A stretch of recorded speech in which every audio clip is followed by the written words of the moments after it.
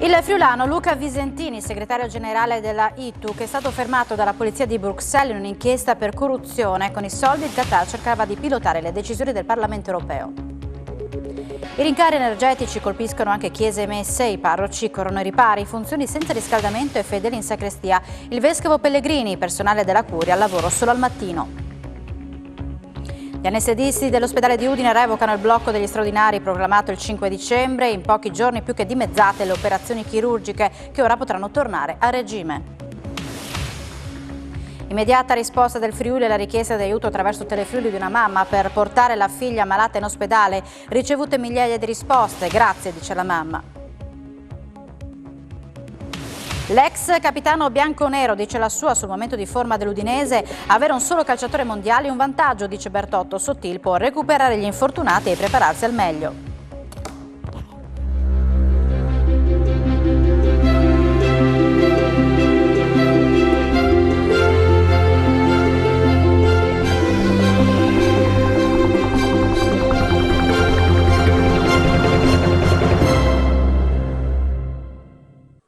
Buonasera e ben ritrovati a nuovo appuntamento con l'informazione di Telefriuli. Il friulano Luca Visentini, segretario generale dell'Organizzazione Internazionale dei Sindacati ITUC, è stato fermato dalla polizia di Bruxelles. Visentini è sospettato di far parte di una rete di corruzione del Qatar per influenzare le decisioni del Parlamento europeo.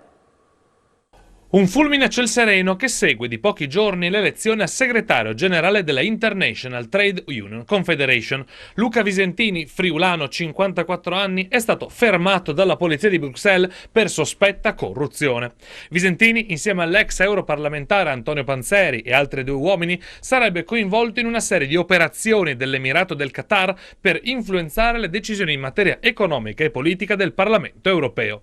A dare per prima la notizia è stato il quotidiano Le Soir, con la conferma del Tribunale federale belga. I 4 fermati sono ora a disposizione dei giudici che potrebbero decidere per l'arresto. Visentini, che ha mosso i primi passi da sindacalista nella UIL del Friuli Venezia Giulia, nel 2011 era stato eletto segretario confederale della European Trade Union Confederation, la confederazione dei sindacati europei. Dopo 3 mandati è diventato a novembre presidente della ITUC, la confederazione mondiale.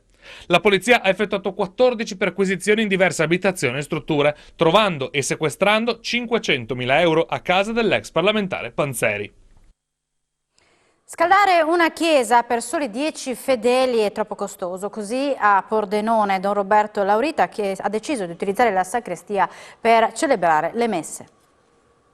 Nei giorni feriali la messa si celebra in sacrestia. Don Roberto Laurita ha deciso di giocare d'anticipo e, visti i considerevoli aumenti dei costi energetici, ha comunicato ai fedeli che per il periodo invernale le celebrazioni religiose si terranno nella sacrestia della chiesa Sacra Famiglia di Pordenone, chiesa che, è bene ricordarlo, è completamente in cemento armato. Dal momento che nei giorni feriali il numero di persone che partecipa abitualmente alla messa è piuttosto ridotto, diciamo una decina, ci è parso che sarebbe stato uno spreco accendere il riscaldamento per tentare di riscaldare una chiesa così grande e col soffitto così alto, e quindi, avendo a disposizione una sacrestia spaziosa, ci siamo dotati di una sorgente di riscaldamento nuovo. Il problema dei costi degli spazi però non riguarda soltanto la chiesa della Sacra Famiglia di via Cossetti. So che in qualche chiesa non è ancora stato acceso il riscaldamento, proprio perché per fortuna che questi mesi siamo stati anche graziati da temperature un po' più miti, però certamente adesso si va incontro a delle difficoltà. E alla fine è arrivata copiosa la neve sul Friuli Venezia Giulia, la pioggia che per tutta la giornata di oggi ha martellato la pianura e la costa in montagna, si è trasformata in una pesante coltre bianca, imbiancate completamente Sappada, Forni di Sopra e Tarvisio, Monte Lussari compreso. Brutto tempo è atteso anche per domani, quando la neve dovrebbe farsi vedere anche a quote più basse. Passiamo alla cronaca. Ubriaco contromano in autostrada per 16 km, è stato trovato con un tasso alcolemico 5 volte oltre il limite. L'austriaco sorpreso la scorsa notte in contromano sulla 23. Per fermarlo la polizia stradale ha dovuto attivare un posto di blocco alla barriera autostradale di Ugovizza. L'allarme è scattato in piena notte quando diversi conducenti hanno segnalato un veicolo procedere pericolosamente in senso opposto lungo la corsia di sorpasso. Il conducente, residente a Villacco, è stato denunciato per guida in stato di ebbrezza e oltre al ritiro della patente sarà sanzionato con una multa che potrebbe anche superare i 10.000 euro. Perde il controllo dell'auto e precipita per oltre 20 metri fino ai piedi dei piloni che sorreggono un ponte della Pontebanna. È successo questa mattina a Tarvisio, in via Principe di Piemonte. La conducente è stata soccorsa dal personale sanitario e dai vigili del fuoco ed è stata trasportata all'ospedale di Tolmezzo. Fortunatamente ha riportato solo lievi ferite. Convinceva i passanti mostrando opuscoli illustrativi di una fantomatica casa famiglia che in realtà non esisteva a fare donazioni da destinare a persone in difficoltà. In realtà le offerte raccolte finivano direttamente nelle sue tasche. Protagonista un giovane di 25 anni di Torino, è stato scoperto dalla polizia in piazza Cavour a Pordenone ed è stato denunciato in stato di libertà alla Procura della Repubblica. Sono accusati di aver approfittato di un invalido sottraendogli 14 mensilità del reddito di cittadinanza. Il GUP di Udine ha rinviato a giudizio un cittadino haitiano di 47 anni residente a San Michele al Tagliamento e una 49enne di Latisana. Secondo l'accusa i due hanno utilizzato le carte di credito del malcapitato, l'uomo per ricaricare il cellulare, la donna per prelevare oltre 7.000 euro. Lo straniero inoltre è accusato di aver minacciato l'invalido con messaggi vocali su WhatsApp.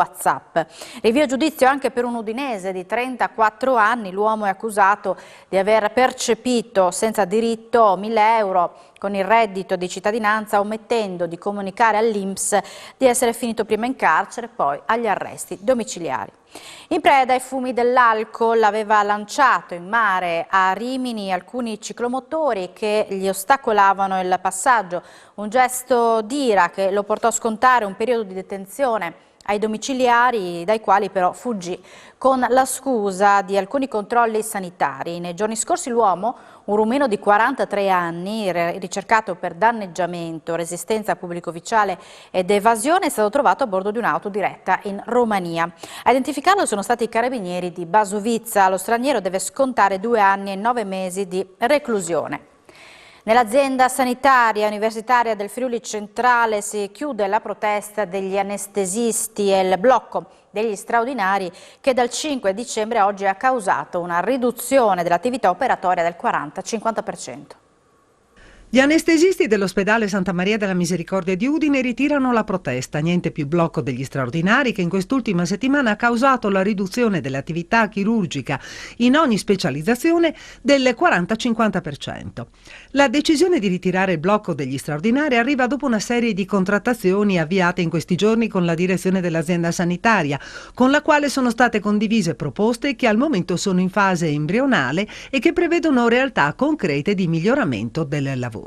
Con la nostra protesta, cominciata il 25 ottobre con lo stato d'agitazione scaturita con il blocco degli straordinari dal 5 dicembre a oggi, riferisce la segretaria del sindacato AROI EMAC dell'azienda sanitaria universitaria del Friuli Centrale, Fernanda Campora, abbiamo voluto dimostrare quanto l'ospedale riesce a fare con 62 persone anziché le 80 necessarie e quanto sia determinante il ruolo degli anestesisti che, seppure sotto organico, riescono abitualmente a garantire la copertura di servizio grazie alle prestazioni aggiuntive. Il Friuli Venezia Giulia supera la soglia del 15% nell'occupazione dei posti letto Covid in aree mediche, un dato che non deve spaventare, dice Carlo Tascini, direttore della clinica di malattie infettive, ma che deve essere stimolo per rivalutare il Covid-19. In 9 regioni italiane, tra cui il Friuli Venezia Giulia, è stata superata la soglia di allerta del 15% del tasso di occupazione dei reparti ordinari degli ospedali da parte di pazienti Covid-19. Per la nostra regione la percentuale è del 22,9%.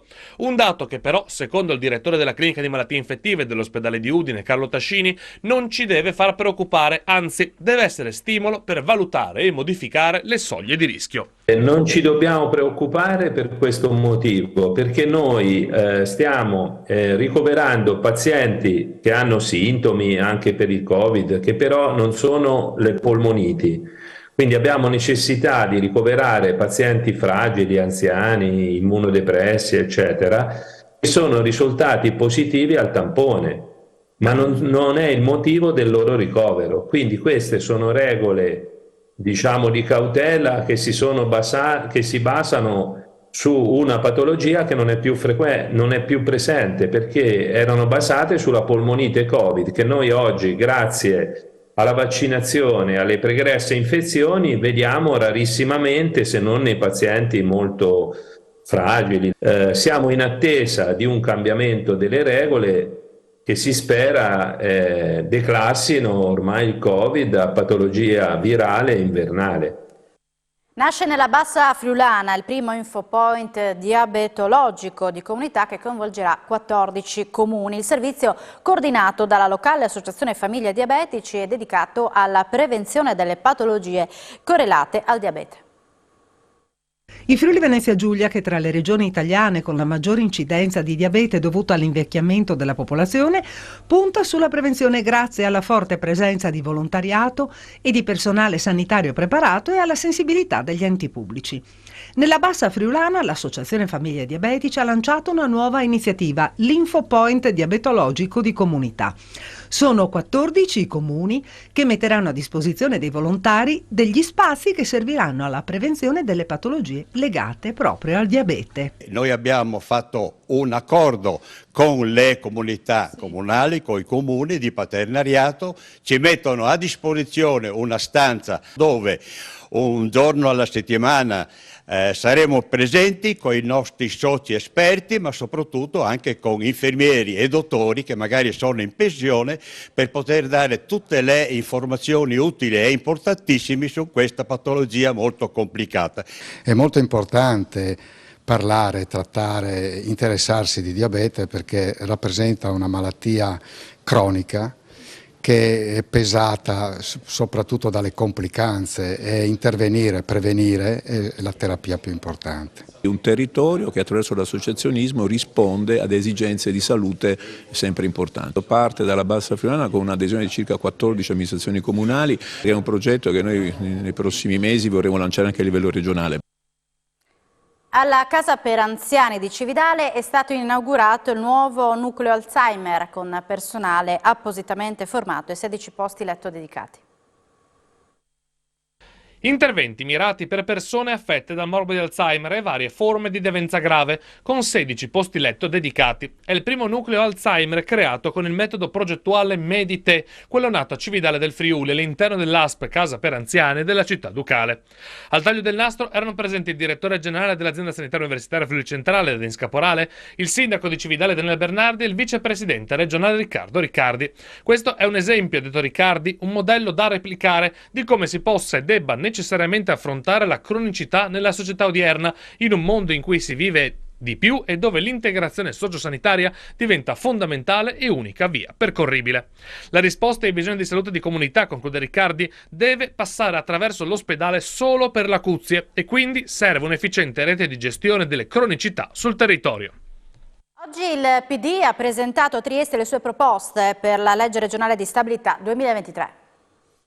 Interventi sulla sanità, riduzione dell'addizionale regionale IRPEF e sostegno alle imprese ed enti locali contro il caro energia. Sono queste le proposte avanzate dal PD per la legge di stabilità regionale 2023, illustrate questa mattina nella sede del Consiglio regionale. Noi abbiamo individuato 4 linee di intervento.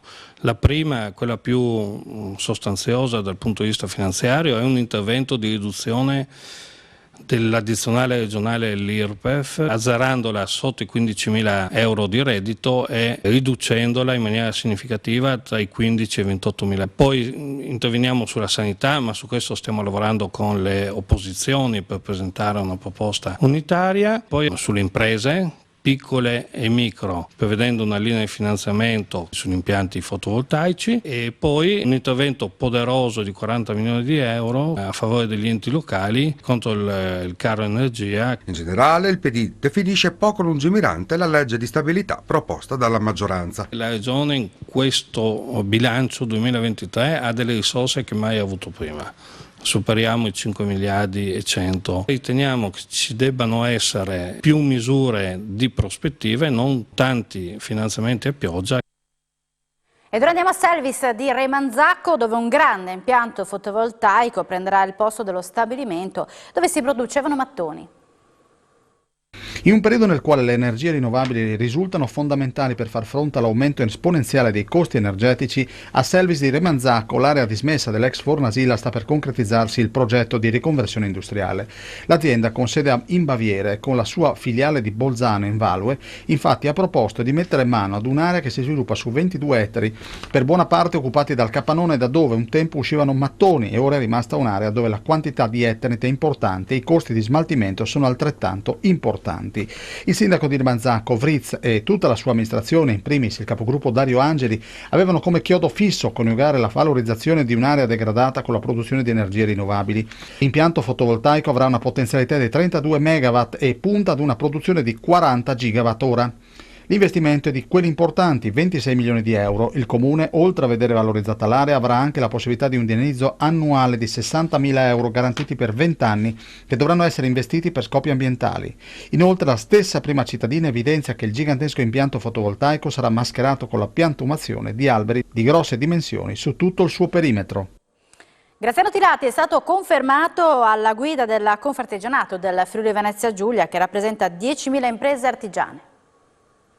Graziano Tilati è stato riconfermato ancora una volta alla guida regionale di Confartigianato. Credo questo è un riconoscimento, un attestato di fiducia da parte del mondo degli artigiani e delle artigiane del Friuli Venezia Giulia, e anche di fronte a questa sfida energetica credo che questo riconoscimento premia la mia persona, ma premia i miei collaboratori, premia in particolare la Giunta di Udine, premia anche la struttura di Udine, che ancora una volta si è messa a disposizione. E le altre province c'è il vice Pordenone, esprime il vicepresidente vicario, una persona di Silvano Pascolo, e il secondo vicepresidente è Lino Calcina, che è il nuovo presidente di Trieste, e nel direttivo regionale c'è anche un rappresentante di Gorizia, che è il presidente Ariano Medeot. Una squadra collaudata, questa, con un progetto ambizioso, le strutture per dare dei servizi al passo coi tempi e di creare una serie di rete di impresa per proteggere la piccola e la microimpresa.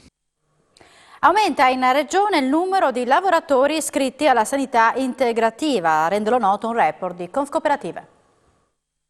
Una crescita del 17,6% nell'ultimo triennio. È il dato diffuso da Confcooperative riguardante il ricorso alla sanità integrativa da parte dei lavoratori in Friuli Venezia Giulia. Sono 5.489 in regione le persone che hanno fatto questa scelta. I numeri sono stati resi noti dall'associazione in vista della giornata internazionale della copertura sanitaria universale, in programma il prossimo 12 dicembre. Sono invece 136 le imprese cooperative in regione che hanno aderito alla rete sanitaria integrativa Cooperazione Salute, il 65% in più rispetto a 3 anni fa. Resta significativo il dato riguardante la spesa non coperta dal servizio sanitario, il 23,5%, il più alto in Europa, con il 90% che rimane a carico del paziente senza interventi di casse, fondi sanitari o assicurazioni. Negli ultimi anni le famiglie hanno incrementato la spesa sanitaria del 14%, più di qualsiasi altra spesa, e per 7 famiglie a basso reddito su 10 la spesa sanitaria incide pesantemente sulle sue risorse, spiega il segretario generale di Confcooperative FVG, Nicola Gallois. La sanità integrativa è quindi un supporto indispensabile rispetto alle prestazioni del servizio sanitario regionale. Sono 45 le strutture sanitarie regionali accreditate alla rete di Cooperazione Salute che offrono tariffe agevolate ai lavoratori iscritti alla rete. L'emergenza migranti infiamma Trieste, il sindaco di Piazza e Ferri Corti con l'associazione dell'accoglienza. È bufera a Trieste tra il sindaco Roberto Di Piazza e le associazioni che accolgono i migranti. Ad accendere gli animi sono state le parole del primo cittadino che, dopo gli ingenti danni causati dagli ospiti nel centro di prima accoglienza Prosecco, si è detto indisponibile a cercare nuove soluzioni. L'associazione Linea d'Ombra ha annunciato di essere pronta a denunciarlo per omissione di soccorso. Questa dichiarazione di esporre un'eventuale denuncia si inserisce in un periodo particolare in cui è avanzato il freddo, il gelo. Abbiamo 100 e più presenze al giorno e continuano ad arrivare i ragazzi dalla rotta balcanica in condizioni disastrose. Noi riconosciamo al sindaco la sua competenza come massima autorità sanitaria che può decidere dei provvedimenti in favore appunto all'apertura di un dormitorio. Questo l'amministrazione lo aveva promesso, tutto questo è stato rimangiato. Di avviso completamente opposto il primo cittadino che ha rispedito le accuse al mittente. Non è una competenza mia, è una competenza delle prefetture, tanto per capire che dopo ci siamo attivati, abbiamo 500 minori stranieri in città e migliaia di immigrati. Credo di avere la coscienza a posto. Ricordiamoci sempre che è la prefettura, lo Stato che deve mettere le risorse per fare questo, non sono competenze del sindaco. Una notizia di cronaca appena arrivata in redazione: una persona è stata accoltellata a Trieste in via Battera poco dopo le 19. Al termine di un alterco tra due persone è spuntato un coltello. L'uomo è stato ferito all'addome ed è stato trasportato in gravi condizioni all'ospedale di Trieste. Sul posto sono appena arrivate le forze dell'ordine. Si sblocca il caso Marina Nova, il TAR dà ragione al Comune di Monfalcone sul ricorso della società Greencoop, via libera agli investimenti all'uso turistico ricreativo del litorale. Via libera del TAR all'uso turistico ricreativo di Marina Nova. Il Tribunale amministrativo regionale dà ragione infatti al Comune di Monfalcone sul ricorso presentato dalla società di cooperativa sociale Greencoop, che contestava l'affidamento in concessione di un'area demaniale marittima per la durata massima di 15 anni alla società Marina Monfalcone SRL. La sentenza di fatto sblocca l'impasse che perdurava da mesi. L'investimento della società vincitrice ammonterà a circa 700.000 euro, con cui sorgeranno uno stabilimento balneare e nuove strutture di ristorazione. La pronuncia del TAR apre la strada agli investimenti necessari a completare il pieno rilancio del nostro litorale, sottolinea il sindaco Anna Cisint. Dopo i 3 milioni di euro investiti su Marina Giulia, ora anche Marina Nova può fare il salto di qualità, offrendo servizi unici per gli amanti dello sport legati al mare e per le famiglie. Il Comune aveva previsto l'assegnazione in concessione dell'area demaniale attraverso l'individuazione dell'offerta con le maggiori garanzie di proficua utilizzazione della concessione. Secondo il TAR, i criteri prescelti dall'amministrazione comunale risultano sufficientemente dettagliati e specifici. La sentenza stabilisce inoltre come le spese edilite siano poste a carico della società ricorrente. Record di presenze estive nel Coglio con oltre 18.000 pernottamenti, superato il primato del 2019. Estate 2022 da record per il turismo del Coglio. I dati forniti da Promoturismo FVG parlano infatti di presenze che superano i numeri pre-pandemici. A Cormons e dintorni tra maggio e settembre di quest'anno si sono registrati 7.702 arrivi per complessivi 18.564 pernottamenti. Cifre che superano ampiamente quelle da primato dell'estate 2019, quando sul territorio si erano registrati 6.818 arrivi per un totale di 17.216 pernottamenti. I dati inoltre non tengono conto del boom turistico dell'ultimo mese di ottobre, quando il festival musicale Jazz and Wine of Peace ha registrato il tutto esaurito con migliaia di spettatori provenienti anche da Austria e Germania.